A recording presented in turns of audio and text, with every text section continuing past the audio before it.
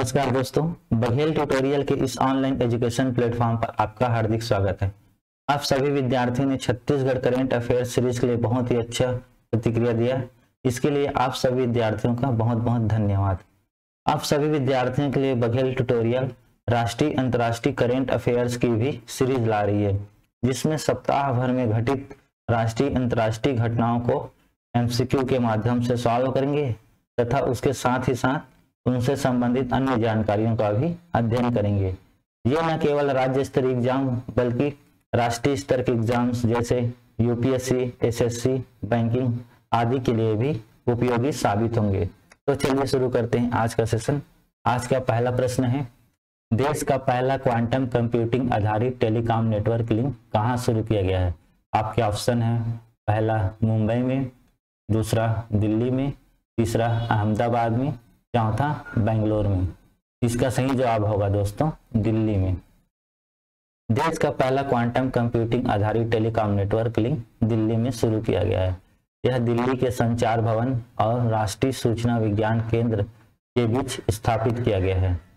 इसको C.DOT ने develop किया है। अब C.DOT के बारे में भी जान लेते हैं। C.DOT centre for development of telematics Bharat सरकार का दूरसंचार प्रौद्योगिकी विकास केंद्र है। इसकी स्थापना एक स्वायत्त संस्था के रूप में 1984 में किया गया था।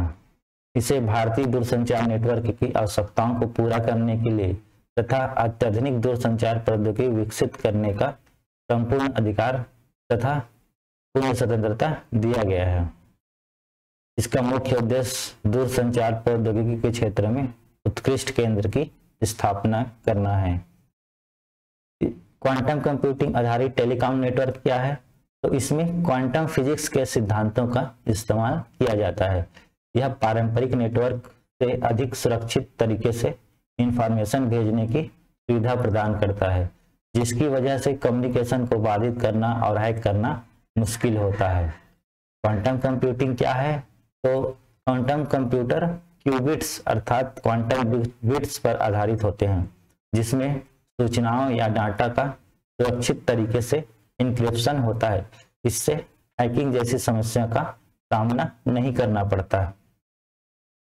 इस टेलीकॉम नेटवर्क का उद्घाटन टेलीकॉम मिनिस्टर अश्विनी वैष्णव ने 27 मार्च 2023 को किया है। टेलीकॉम मिनिस्टर अश्विनी वैष्णव ने इस नेटवर्क लिंक को तोड़ने वाले इथिकल हैकर के लिए हैकाथॉन चैलेंज को भी घोषणा की है। इस हैकाथॉन में लिंक को तोड़ने वाले को 10 लाख रुपए का प्राइस दिया जाएगा। पढ़ते हैं अगले प्रश्न की ओर। अगला प्रश्न है, पहला अंतर्राष्ट्रीय शून्य अपशिष्ट दिवस कब मनाया गया? आपके ऑप्शन है, पहला 28 मार्च 2023 को, दूसरा 29 मार्च 2023 को, तीसरा 30 मार्च 2023 को, चौथा 1 अप्रैल 2023 को। इसका सही जवाब होगा दोस्तों 30 मार्च 2023 को। संयुक्त राष्ट्र महासभा ने 14 दिसंबर 2022 को घोषणा की थी कि इंटरनेशनल जीरो वेस्ट डे हर साल 30 मार्च को आयोजित किया जाएगा।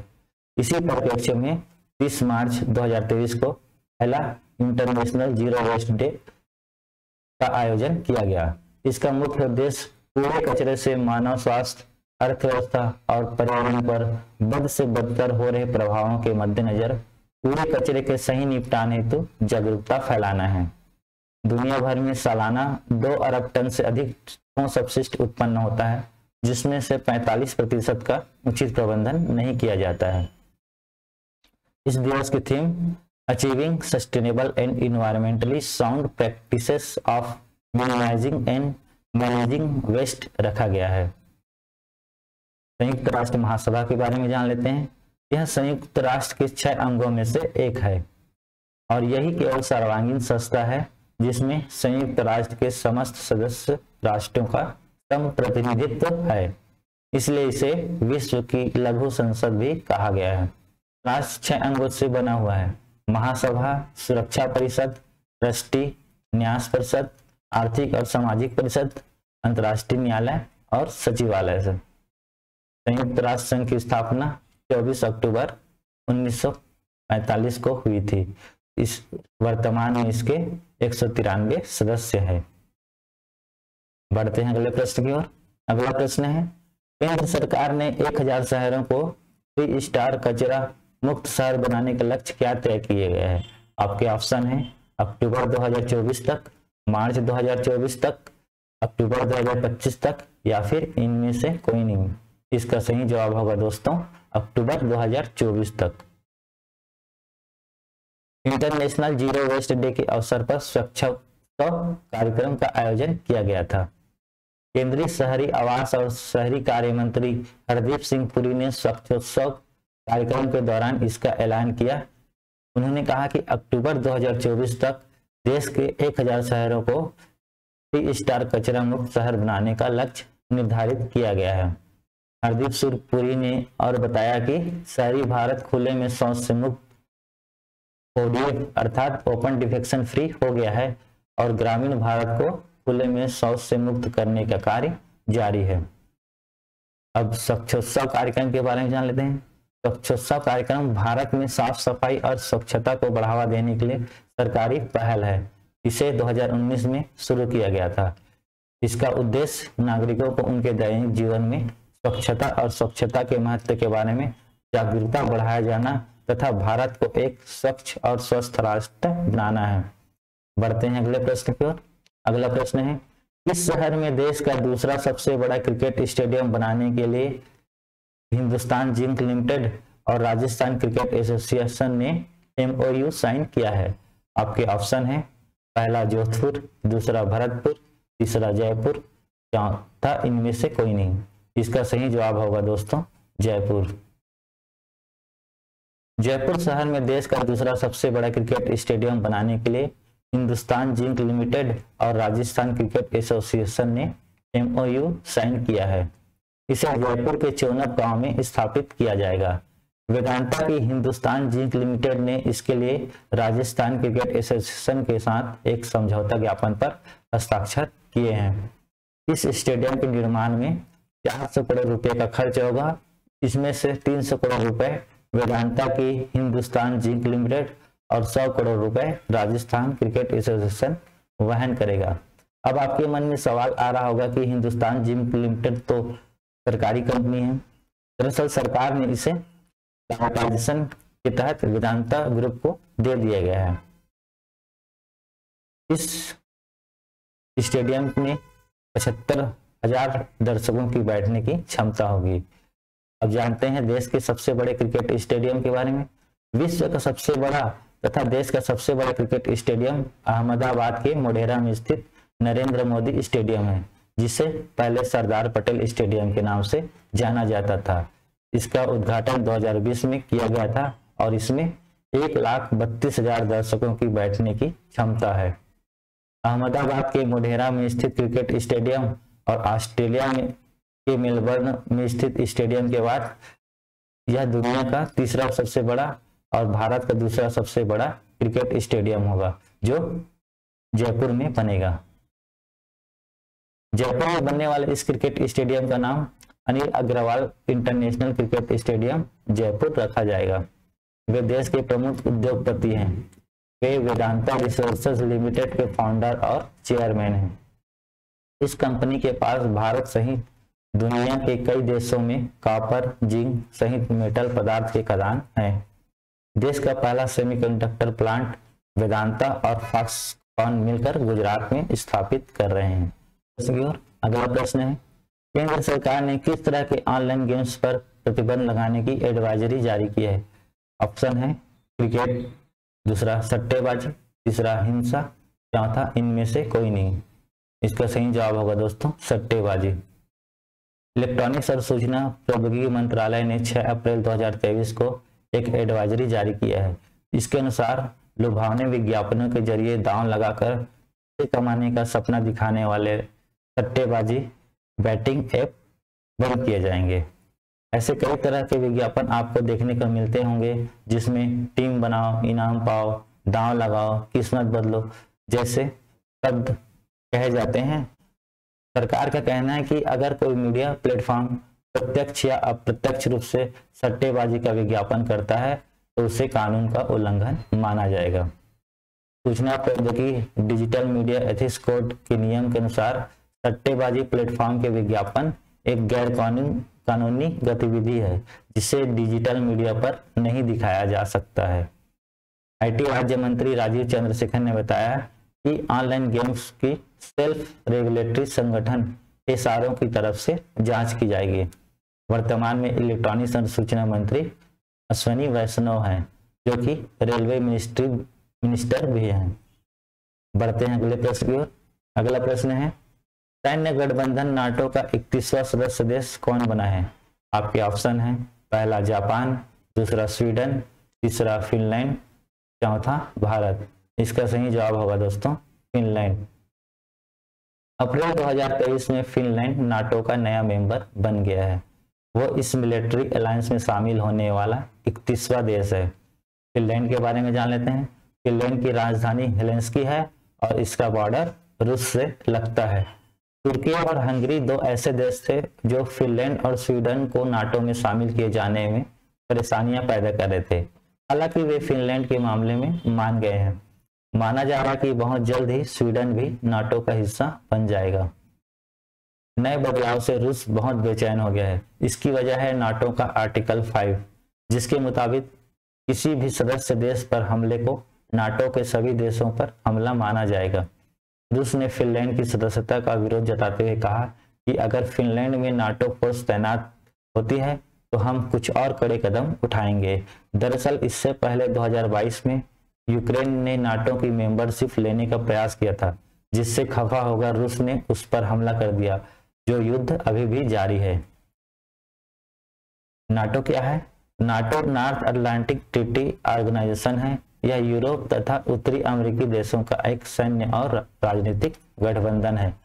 दूसरे विश्व युद्ध के बाद सोवियत संघ और अमेरिका दो सबसे बड़ी ताकत बनकर उभरे, जो दुनिया पर अपना दबदबा कायम करना चाहते थे। इससे अमेरिका और सोवियत संघ के संबंध बिगड़ने लगे और उनके बीच कोल्ड वार की शुरुआत हुई। तब सोवियत संघ को रोकने के लिए अमेरिकी और यूरोपीय देशों ने मिलकर सैन्य गठबंधन नाटो को स्थापना किया।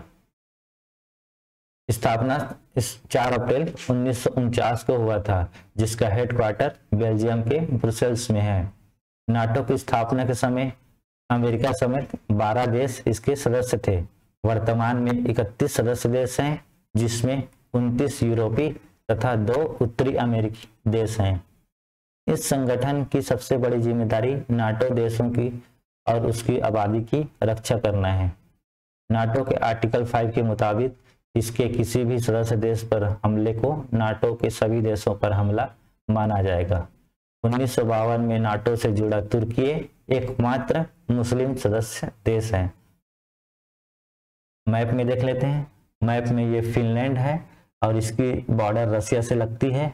ये स्वीडन है और ये नॉर्वे है, अर्थात फिनलैंड की सीमा स्वीडन, नॉर्वे और रसिया से लगता है। बढ़ते हैं अगले प्रश्न की ओर। अगला प्रश्न है, भूटान के राजा का नाम बताएं जो अप्रैल 2023 में भारत यात्रा पर पहुंचे थे। आपके ऑप्शन है जिग्मे वांगचुक, जिग्मे सिंगे, जिग्मे दोरजी या फिर उंगेन। इसका सही जवाब होगा दोस्तों जिग्मे वांगचुक। भूटान के राजा जिग्मे खेसर नामग्याल वांगचुक 3 से 5 अप्रैल तक भारत की आधिकारिक यात्रा पर थे। आप इमेज में देख सकते हैं भूटान के राजा जिग्मे वांगचुक और प्रधानमंत्री नरेंद्र मोदी जी आपस में हाथ मिला रहे हैं। अब भूटान के बारे में जान लेते हैं। भूटान भारत का पड़ोसी देश है, जिसकी राजधानी थिम्पू है। भूटान भारत के साथ कुल 699 किलोमीटर की सीमा साझा करता है। भारत के 4 राज्य सिक्किम, पश्चिम बंगाल, असम और अरुणाचल प्रदेश भूटान के साथ सीमा साझा करते हैं। भूटान केवल भारत और चीन के साथ अपनी सीमा साझा करता है। भू आबद्ध देश होने के कारण भूटान की कोई समुद्री सीमा नहीं है। आप मैप में देख सकते हैं ये भूटान है और ये चाइना और ये अपना भारत देश है। बढ़ते हैं अगले प्रश्न की ओर। अगला प्रश्न है फिक्की लेडीज ऑर्गेनाइजेशन FLO की 40वीं अध्यक्ष कौन बनी है। आपके ऑप्शन है पहला किरण शर्मा, दूसरा सुधा शिव कुमार, तीसरा आनंदी यादव, चौथा इनमें से कोई नहीं। इसका सही जवाब होगा दोस्तों सुधा शिव कुमार। सुधा शिव कुमार को फिक्की लेडीज ऑर्गेनाइजेशन FLO की 40वीं अध्यक्ष बनाया गया है। वे पेशे से वकील और इन्वेस्टमेंट बैंकर है। फिक्की लेडीज ऑर्गेनाइजेशन के बारे में जान लेते हैं। इसकी स्थापना 1983 में किया गया था।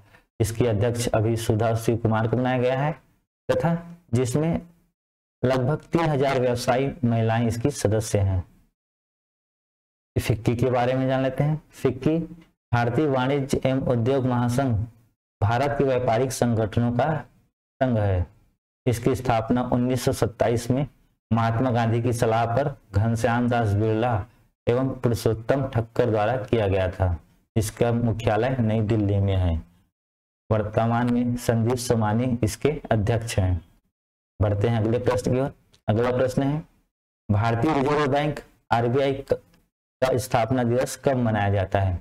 आपके ऑप्शन है पहला 4 अप्रैल को, दूसरा 3 अप्रैल को, तीसरा 2 अप्रैल को, चौथा 1 अप्रैल को। इसका सही जवाब होगा दोस्तों 1 अप्रैल को। भारतीय रिजर्व बैंक की स्थापना भारतीय रिजर्व बैंक अधिनियम 1934 के प्रावधानों के अनुसार 1 अप्रैल 1935 को किया गया था। रॉयल कमीशन की सिफारिशों के आधार पर, जिसे हिल्टन यंग कमीशन कहा जाता है, रिजर्व बैंक की स्थापना किया गया था। रिजर्व बैंक का केंद्रीय कार्यालय प्रारंभ में कलकत्ता में स्थापित किया गया था, जिसे 1937 में स्थायी रूप से बंबई में स्थानांतरित कर दिया गया। यह केंद्रीय बैंकिंग प्रणाली है जो देश के बैंकिंग सिस्टम का नियमन करती है। वर्तमान में इसके 25वें गवर्नर शक्तिकांत दास हैं। बढ़ते हैं अगले प्रश्न की ओर। केंद्रीय कैबिनेट ने अंतरिक्ष कार्यक्रम के लिए किस पॉलिसी को मंजूरी दी है? आपके ऑप्शन है पहला Indian moon policy 2024, Indian moon policy 2023, Indian earth policy 2023 या फिर इंडियन स्पेस पॉलिसी 2023। इसका सही जवाब होगा दोस्तों इंडियन स्पेस पॉलिसी 2023। केंद्रीय कैबिनेट ने 6 अप्रैल 2023 को इंडियन स्पेस पॉलिसी 2023 को मंजूरी दी है। इसका उद्देश्य देश के स्पेस डिपार्टमेंट की भूमिका को बढ़ावा देना और रिसर्च, एजुकेशन, स्टार्टअप और प्राइवेट इंडस्ट्री को बड़ी भागीदारी देना है। यह पॉलिसी इसरो और प्राइवेट सेक्टर की संस्थाओं की भूमिकाओं और जिम्मेदारियों को निर्धारित करता है। यह नीति अगले दशक के लिए स्पेस सेक्टर के डेवलपमेंट के लिए जरूरी है। क्यों जरूरी है ये स्पेस पॉलिसी? तो वैश्विक अंतरिक्ष उद्योग की कीमत $500 बिलियन से अधिक है, जिसमें संयुक्त राज्य अमेरिका और चीन की सबसे बड़ी भूमिका है। भारत वर्तमान में इसका केवल 2% हिस्सेदार है। भारत की हिस्सेदारी बढ़ाने के लिए यह जरूरी है कि प्राइवेट सेक्टर को प्रोत्साहित किया जाए। इसरो के बारे में जान लेते हैं। 1962 में भारतीय राष्ट्रीय अंतरिक्ष अनुसंधान समिति Indian national committee for space research INCOSPAR की स्थापना किया गया था। 15 अगस्त 1969 को इंकोस्पार का नाम बदलकर भारतीय अंतरिक्ष अनुसंधान संगठन इसरो कर दिया गया।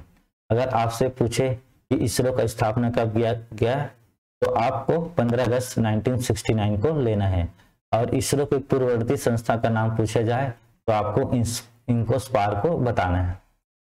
वर्ष 2020 में केंद्र सरकार ने अंतरिक्ष में क्षेत्र में निजी भागीदारी की अनुमति दी थी। इसरो के चेयरमैन एस सोमनाथ हैं और इसका मुख्यालय बेंगलोर में स्थित है। बढ़ते हैं अगले प्रश्न की ओर। अगला प्रश्न है राष्ट्रपति द्रौपदी मुर्मू ने गज उत्सव का उद्घाटन अप्रैल 2023 में किस राज्य में किया है? आपके ऑप्शन है पहला असम, दूसरा मिजोरम, तीसरा नागालैंड, चौथा सिक्किम। इस प्रश्न का जवाब हम आने वाले वीडियोस में बताएंगे। अगर वीडियो पसंद आए तो वीडियो को लाइक एवं शेयर जरूर कीजिएगा।